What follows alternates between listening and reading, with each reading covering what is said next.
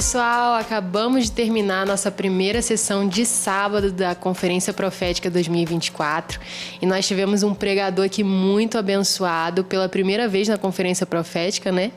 André Brisa. Prazer, galera. Feliz de estar aqui com vocês. Bota as palmas aí depois na edição, porque não tem aqui, né? A gente tá sozinho, enfim. Pastor, a gente queria saber um pouco da sua história com Bola de Neve. A gente está completando 25 anos esse ano de igreja.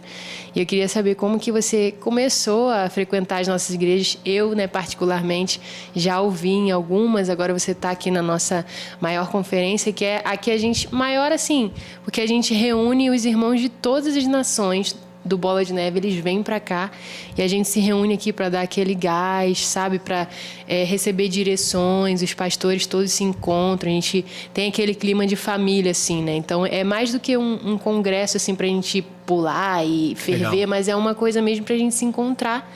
E eu que cresci na igreja, tem uns pastores aqui que me viram pequenininha e me veem agora, assim, então a gente tem aquele acalento. E eu queria saber de você, como que é essa história com Bola de Neve? O que você pode falar pra gente? Na verdade, é muito interessante. Eu sou de Taubaté, interior de São Paulo. E quando a Poema nasceu, que é a igreja que eu faço parte, né, a Poema, em 2007, estava surgindo Bola em Taubaté. O Bola, no geral, já existia há alguns anos. Sim. Mas a rede social era muito pouco, a gente não conhecia, né? E a gente andou muito perto deles, que a gente tinha muita similaridade, assim, na época. Legal. Eu nunca ministrei lá. Sim. Mas a gente tinha muita parceria, tinha muitos amigos em comuns. A Poema tinha muitos ex-drogados. Sim. E o Bola em Taubaté também. Também. Acho que era uma característica de muitos bolas, talvez. Mas em Taubaté tinha muitos ex-drogados. Então muita gente que era do rolê antes, assim, tava junto ali, né? Poxa, que então eu andava ali perto deles como amigos. Em 2010, 11, não lembro o ano, teve até um show do Cristafari lá em Taubaté. Sim. Eu fui no Bola lá, foi bem legal até. Eles estão com a gente até hoje por aí. É muito bom, cara. Só que, por incrível que pareça, eu nunca tinha ministrado em um Bola. Hoje eu sou pastor da Poema em São Paulo, pastorei o Poema Music também, que é a adoração das poemas, né? Legal. No geral. Meu pastor é o pastor Leandro Barreto. Então, apesar de ter uma parceria, tenho amigos pastores do Bola, mas nunca ministrei. Aí agora, nesse momento muito sensível, delicado, que todo mundo tem vivido, foi ter a Avalanche, né? Sim. Aqui. Aí alguns amigos queridos vieram e falaram: Brisa, você precisa estar com a gente.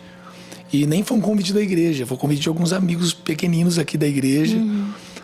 Eles até falaram assim: cara, tentamos o Leandro Barreto e o Brunão Morada, que o Brunão Morada é lá da Poema, né? E não conseguimos. Pode ser você. E a gente sente que precisa do que a Poema tem. Eu falei: cara, vou orar, vamos. Até porque eu não costumo ir para todo lugar que me chama, né? Eu tenho um zelo muito grande com isso.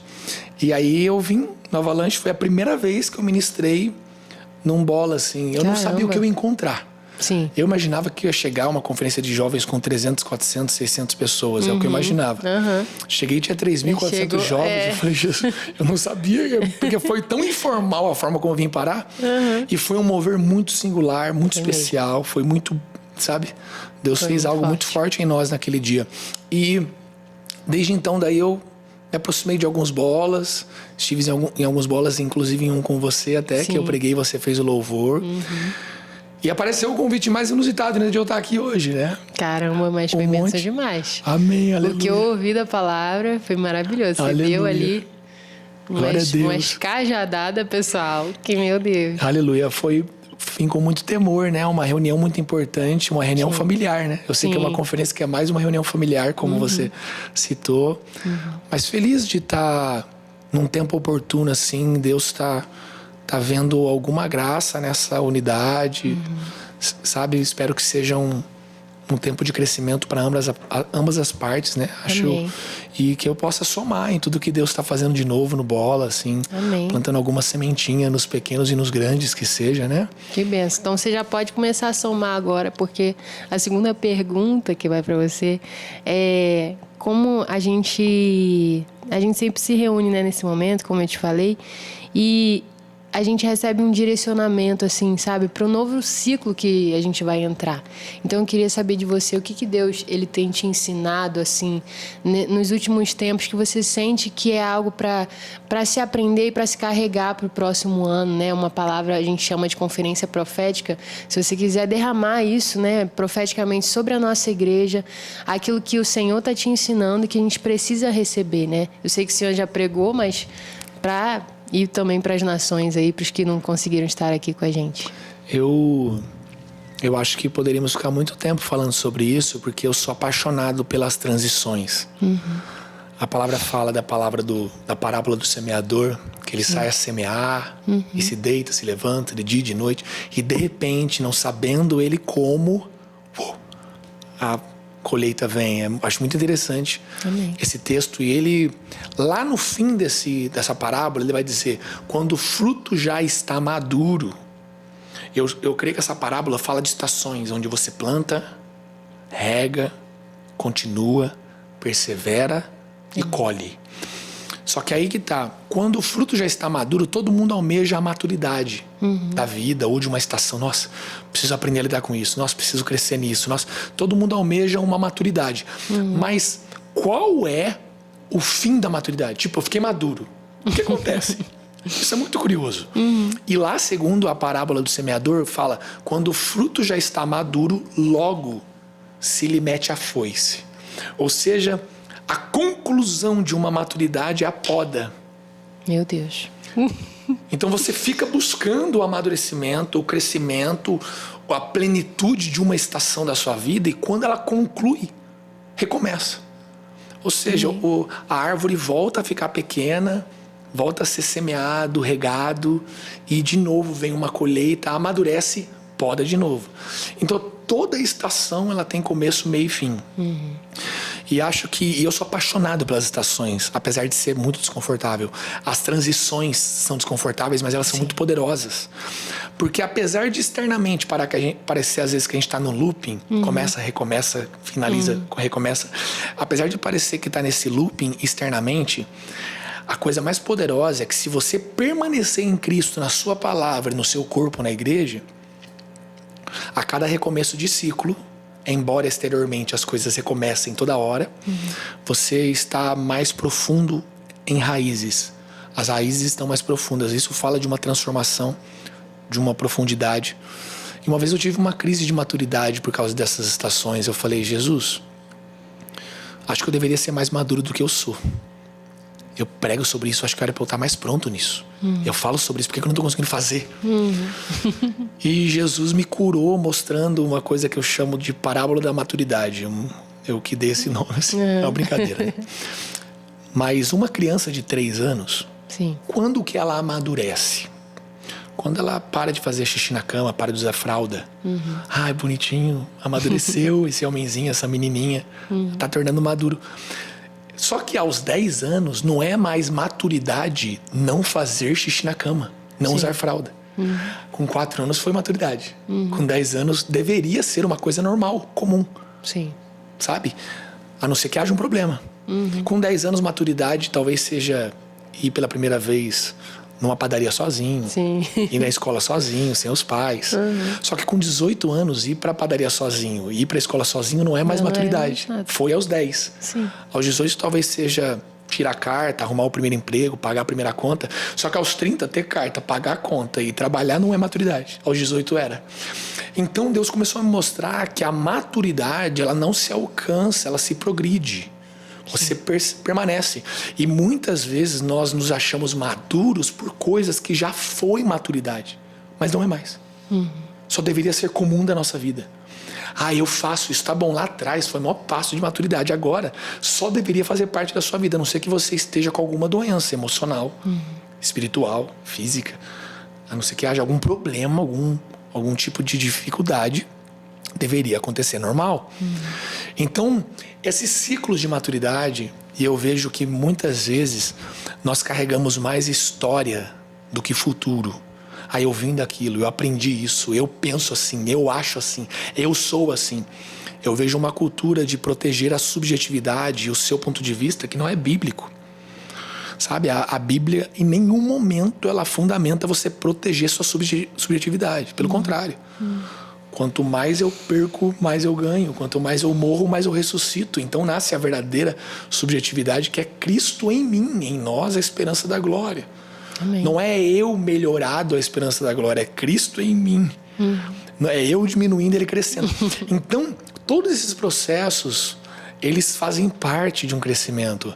Eu acredito muito que existem coisas que Deus fala hoje pra gente que eu não poderia saber isso um ano atrás. Sim. E tem coisa que ele vai falar daqui a um ano que eu não posso saber agora. Porque Deus, ele respeita os processos.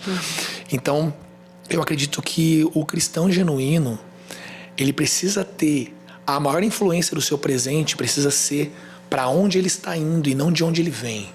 Amém. Os traumas e sucessos. Essas coisas, quanto mais a nossa história pesa, menos futuro a gente tem, sabe? Sim. Então eu acredito que quanto mais você entende os processos, os tempos de plantar, regar, colher, amadurecer, recomeçar, viver, degustar cada estação, aprender. Pô, na outra estação eu estava melhor. Estava melhor à vista de quem? À vista dos homens, talvez Estevão estava na pior, tomando pedrada, mas à vista da Bíblia de Deus, ele estava voando. Cheio do Espírito, cheio de misericórdia. E eu acredito muito que para a gente continuar esse ciclo de estação em estação, viver o novo de Deus plenamente, sem ressalvas do passado ou receio do futuro, a gente precisa entender mais o que 2 versos do Sermão do Monte fala. Bem-aventurados que têm fome e sede de justiça. Primeiro esse. Muitas vezes as pessoas olham para esse verso como quem exige justiça contra esse governo caído da terra, contra tal político ou tal... justiça no trabalho, alguém está me injustiçando. E eles acham que aquele texto tem a ver com uma justiça de justiceiro. Sim. Mas aquela justiça que está ali é uma justiça de justificação, transformação. E outra coisa, pensa bem para você ver. Se você tem fome de pão, eu te dou pão. Você vai comer o pão ou você vai tacar em mim? Vou comer. Se você tem sede de água e eu te dou água, você vai beber água ou vai tacar em mim? Vai Vou beber. Por que as pessoas acham que fome e sede de justiça tem a ver com apontar o dedo e não com comer e beber para si? Meu Deus. Tem a ver com uma transformação. Entende? Eu busco essa justificação. Eu tenho fome de ser transformado. Eu tenho um anseio de ser igual a Cristo. Eu sofro angústia pela impureza que ainda habita em mim. Pelo pecado que ainda habita nesse corpo mortal. E eu tenho fome de justiça, sede de justiça. E quero comer o pão da justiça, beber a água da justiça. Por outro lado, no outro versículo, fala aí, bem-aventurados os misericordiosos, porque receberão misericórdia. E muitas vezes a gente olha a misericórdia e quer se lambuzar dela. Sim. Sendo que misericórdia você não recebe, você planta. E justiça você não dá, você come. A gente inverte os versículos. Sim. Eu dou justiça para os outros. Tá errado, tá ruim, não pode ser assim. Blá, blá, blá, e tá tudo errado. Não tô falando para ser conivente com as coisas erradas. Mas a gente pega a justiça e aponta. E eu me lambuzo. A misericórdia se renovou essa manhã. Só pra gente, né? Então eu me lambuzo da misericórdia. Só que, a misericórdia, o foco dela na minha vida é para o próximo. Porque à medida que eu derramo em você, eu recebo de Deus misericórdia. E a justiça é para mim, não é para o próximo. Só que à medida que eu sou justificado, eu ajudo as pessoas a crescerem na verdadeira justiça, sabe? Então acho que esse ponto, como eu falei, eu amo o assunto de estações. Sim. Eu sou fissurado, não que eu sempre responda de forma plenamente, é difícil. Virar uma chave, abandonar o velho, abandonar as roupas velhas, deixar de ser odre velho, abandonar o vinho velho. É difícil. A cabeça às vezes é dura. Quanto mais velho você fica de idade, então pior fica. Porque vai cauterizando. Só que eu acredito muito que esses pontinhos que eu citei pode nos dar uma margem para poder entregar o passado, descansar sobre o futuro e viver o agora construindo para onde Deus está levando a gente, mas sempre banhado em justiça, em transformação, em autotransformação e regando, plantando misericórdia na vida das pessoas, sabe? No contexto e isso aí. Que bênção. Eu lembrei até de uma canção que eu faço parte junto ali, né? Que fala... tem um espontâneo na música e a gente fala assim, que o amor ao velho não me impeça de alcançar o novo de Deus e que o apego ao bom não me impeça de viver o melhor. Uau. É muito forte essa música. Muito. A igreja conhece um pouco, né? Nossa, mas foi tão precioso isso. Eu me vi assim... Eu fiquei até assim meio quieto, que eu falei assim, caramba, ele tá falando pra mim, tá pregando pra mim, mas eu tenho certeza que todo mundo vai receber essa edificação, né, que você trouxe aqui pra gente. E eu queria saber agora se você tem algum projeto que você quer deixar aqui, né, divulgar pra nossa igreja também, poder acompanhar mais você. Você falou aí, eu já sei um pouquinho, mas fala também pra galera. Bom, hoje eu sou pastor da Poema aqui em São Paulo, capital, e pastoreio o Poema Music, que é a adoração da Poema. E a Poema é muito incrível, foi um berço assim para algum mover da adoração que Deus trouxe, né? Sim. O Morada saiu de lá pro Brasil. Sim. O Som do Reino estava na nossa mesa pro Brasil. O Vilas Boas estava ali, o Aquino, amigos, né? Nem todos congregavam na Poema, né? Mas estavam todos juntos ali naquele ambiente. O Aquino chegou a ser pastoreado pelo Leandro, pelo meu pastor. O Brunão até hoje tá com a gente. Ele era pastor da adoração da Poema. E ele me discipulou e me deixou, então, nesse encargo que hoje eu divido com outras pessoas lá também. E o Poema Music, que é o som de uma casa, de uma família, nunca tinha lançado nada até então. E ainda não lançou, né? Caramba. Mas estamos às portas de um primeiro lançamento da nossa casa, da nossa família. Que bênção. Temos muitas canções autorais que já são hinos nos lábios do nosso povo. E aquela candeia que gastou 17 anos recebendo luz, agora eu vejo Jesus talvez tirando debaixo da mesa e levantando, que é o Poema Music. Ele é uma candeia com uma luz santa ali. Então a gente está às portas agora, em janeiro, fevereiro de 2025, de lançar o nosso primeiro projeto, nosso primeiro álbum do Poema Music. Tá muito lindo, especial. Eu não sei o tanto que isso vai reverberar, mas nós fizemos algo focado muito na nossa família, não na nação. Acho que a Bíblia não nos ensina a amar as nações, mas a amar a Deus entre as nações. Sim. Então eu acredito muito que fala mais sobre nós, a nossa casa, a nossa família e a quem Deus quiser que alcance, né? Então, se chegar em você alguma canção, espero que possa te levar pelo menos um degrauzinho mais perto de Jesus, no seu sacerdócio devocional, no seu culto, né? Amém. Mas estamos às portas de um lançamento muito especial. Que bênção. Serão vocês assim, né? Fiquei pensando aqui. Serão vocês transbordando e essas águas vão molhar outras pessoas, né? Amém. E a bola de neve vai ser banhada também. E a mesma metáfora que você usou, né? Que está na palavra, sobre a luz, né? Ela vai... Talvez ela ilumine muito mais a igreja de vocês ali, mas a luz, ela vai, né? Até alguns locais ali. Amém. E o Bola de Neve está junto com vocês nisso. A gente agradece a sua presença aqui. Eu que agradeço. Essa pregação que foi uma bênção. Esse momento aqui que foi uma bênção também. A gente agradece também por você estar acolhendo a nossa igreja nesse momento, né, tão difícil que a gente passou, assim. E todos que estão dando esse suporte em amor, né? Nos suportando em amor, nos abraçando, né? A gente fica muito grato de coração porque a nossa igreja tem pessoas muito abençoadas, tem pessoas que amam muito ao Senhor, assim, e a gente se sentir acolhido por outras igrejas é muito importante para nós. Aleluia. Isso fica muito marcado no nosso coração. Aleluia. Obrigada. Eu creio muito que é um momento muito oportuno, porque quando você faz um blend, né, uma mistura de uma terra arrasada por circunstâncias e corações quebrantados, e que isso nos leva para Deus, sabe? Eu tenho sido muito ministrado, porque eu creio que o Bola tem tudo para estar vivendo hoje o melhor momento da sua história. Amém. Mais do que nos seus tempos, onde, vamos dizer, as coisas davam certo. Sim. Porque um coração quebrantado, uma terra arrasada para reconstrução, um recomeço, eu vejo muita graça nisso. Amém. E eu acredito que Deus me conectou ao Bola nesse momento, conectou a nossa família espiritual ao Bola nesse momento, pela graça que existe nesse ambiente, nesse lugar, sabe? Esse lugar onde as pessoas olham e falam, meu Deus, se não vier do Senhor o socorro, não tem pra onde ir. Sim. Isso é muito poderoso. Eu creio que nós deveríamos aprender a viver assim. Mas infelizmente talvez alguns méritos nossos, algumas conquistas, algumas ambições tirem de nós esse coração que a Poema nos seus piores dias resgatou, o Bola talvez nos seus dias mais difíceis resgatou.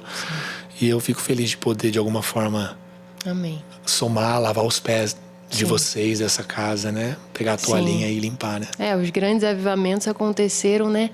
depois de um grande arrependimento, né? Então, eu acho que isso é muito forte também, né? Amém. Amém. Aleluia. Amém. É melhor separar, porque senão a gente vai longe aqui ainda. Valeu, pessoal, por nos acompanhar nessa tarde e fique por dentro de tudo que está acontecendo na Conferência Profética. Não perca nada. Te esperamos lá.